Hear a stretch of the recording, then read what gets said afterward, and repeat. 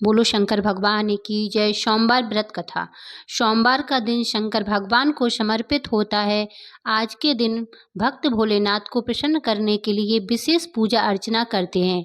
कुछ लोग आज के दिन व्रत भी रखते हैं ताकि शिव की विशेष कृपा की जा सके। बाबा भोलेनाथ के आशीर्वाद के लिए आप भी सोमवार का व्रत कर रहे हैं तो शिव व्रत कथा पढ़कर या सुनकर इस उपवास को पूरा करें। सोमवार की व्रत कथा इस प्रकार है। एक समय की बात है, किसी नगर में एक साहूकार रहता था। उसके घर में धन की कोई कमी नहीं थी, लेकिन उसकी कोई संतान नहीं थी। इस कारण वह बहुत दुखी था। पुत्र प्राप्ति के लिए वह प्रत्येक सोमवार व्रत रखता था और पूरी श्रद्धा के साथ शिव मंदिर जाकर भगवान शिव और पार्वती जी की पूजा करता था। उसकी भक्ति देखकर एक दिन माँ पार्वती प्रसन्न हो गईं और भगवान शिव से उस साहूकार की मनोकामना पूर्ण करने का आग्रह किया। पार्वती जी की इच्छा सुनकर भगवान शिव ने कहा, हे पार्वती, इस संसार में हर प्राणी को उसके कर्मों का फल मिलता है और जिसके भाग्य में जो हो उसे भोगना ही पड़ता है। लेकिन पार्वती जी ने साहूकार की भक्ति का मान रखने के लिए उसकी मनोकामना पूर्ण करने की इच्छा जताई। माता पार्वती के आग्रह पर शिव जी ने साहूकार को पुत्र प्राप्ति का वरदान तो दिया, लेकिन साथ ही यह भी कहा कि उसके बालक की आयु केवल 12 वर्ष होगी। माता पार्वती और भगवान शिव की बातचीत को साहूकार सुन रहा था। उसे ना तो इस बात की खुशी थी और ना ही दुख। वह पहले की भांति शिव जी की पूजा करता रहा। कुछ समय के बाद साहूकार के घर एक पुत्र का जन्म हुआ। जब वह बालक 11 वर्ष का हुआ तो उसे पढ़ने के लिए काशी भेज दिया गया। साहूकार ने पुत्र के मामा को बुलाकर उसे बहुत सारा धन दिया और कहा कि तुम इस बालक को काशी विद्या प्राप्ति के लिए ले जाओ और मार्ग में यज्ञ कराना। जहाँ भी यज्ञ कराओ वहाँ ब्राह्मणों को भोजन कराते और दक्षिणा देते हुए जाना।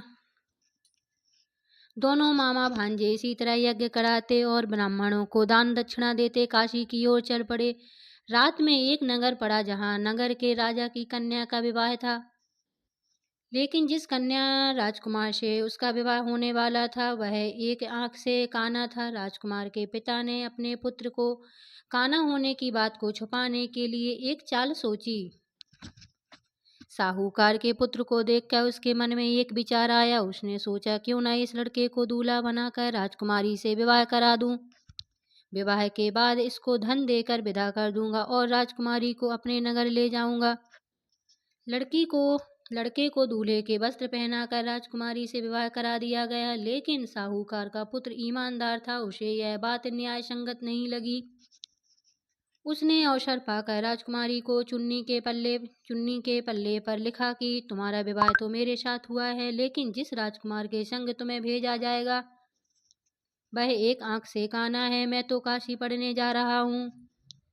जब राजकुमारी ने चुन्नी पर लिखी बात पढ़ी तो उसने अपने माता पिता को यह बात बताई। राजा ने अपनी पुत्री को विदा नहीं किया, जिससे बारात वापस चली गई। दूसरी ओर साहूकार का लड़का और उसके मामा काशी पहुंचे और वहां जाकर उन्होंने यज्ञ किया। जिस दिन लड़के की आयु 12 वर्ष की हुई उस दिन यज्ञ रखा गया। लड़के ने अपने मामा से कहा कि मेरी तबीयत कुछ ठीक नहीं है। मामा ने कहा कि तुम अंदर जाकर सो जाओ। शिवजी के वरदान अनुसार कुछ ही देर में उस बालक के प्राण निकल गए। मृत भांजे को देख उसके मामा ने विलाप शुरू किया। संयोगवश उसी समय शिवजी और माता पार्वती उधर से जा रहे थे। माता पार्वती ने भगवान से कहा, स्वामी, मुझे इसके रोने के स्वर सहन नहीं हो रहा है। आप इस व्यक्ति के कष्ट को अवश्य दूर करें। जब शिवजी मृत बालक के समीप गए तो वह बोले कि यह उसी साहूकार का पुत्र है जिसे मैं 12 वर्ष की आयु का वरदान दिया। अब इसकी आयु पूरी हो चुकी है। लेकिन मातृभाव से विभोर माता पार्वती ने कहा कि हे महादेव, आप इस बालक को और आयु देने की कृपा करें, अन्यथा इसके वियोग में इसके माता पिता भी तड़प तड़प कर मर जाएंगे।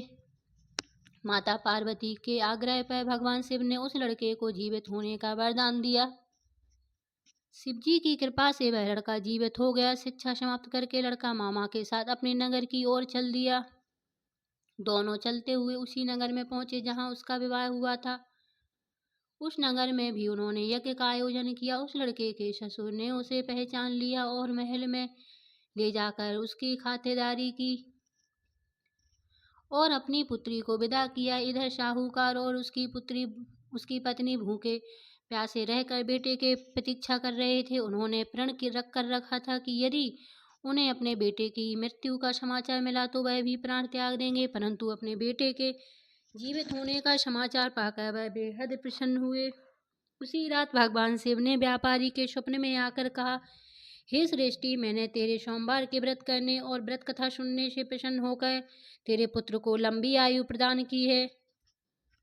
इसी प्रकार जो कोई सोमवार व्रत करता है या कथा सुनता है और पढ़ता है, उसके सभी दुख दूर होते हैं और समस्त मनोकामनाएं पूर्ण होती हैं। बोलो शंकर भगवान की जय। इसी तरह की धार्मिक वीडियो सुनने के लिए हमारी चैनल को लाइक, सब्सक्राइब, शेयर करें।